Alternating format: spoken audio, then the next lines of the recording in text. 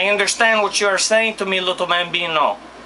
But I don't understand the way you're going about doing things. That is not how we do business in this country. Now, you're telling me that you want to be against me.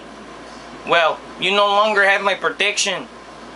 That means that you are going to have me as the competition. Do you understand what I'm saying to you? Because guess what, mi amigo? You've got to wake up pretty early in the morning to pull one over on old Jesse Temper. Do you understand what I'm saying?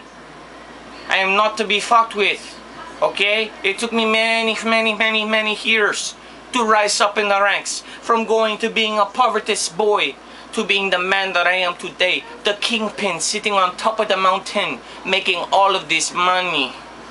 It took me a long time to get here, bambino. And if you think that you're going to take a shortcut and that you're going to supersede every single thing that I have fought and bled and sweat and my men have died for, then you have another team coming. In the meantime, why don't you get the fuck out of my building? Because I'm going to give you about a 5-minute head start.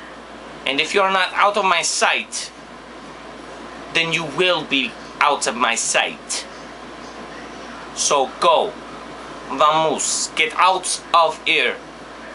I never want to see you again unless it's 6 feet underground. And my men can see to it that you never see home again.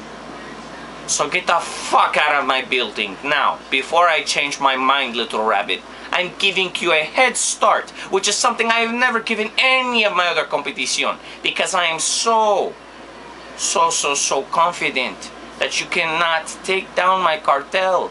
You cannot destroy me. I'm too big, I'm too powerful. I am the giant. And you are merely the little boy dreaming of the day that you can try to think about dreaming about overthrowing me. So go, start your little business.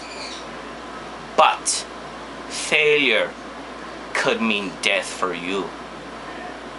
Get the fuck out of my sight.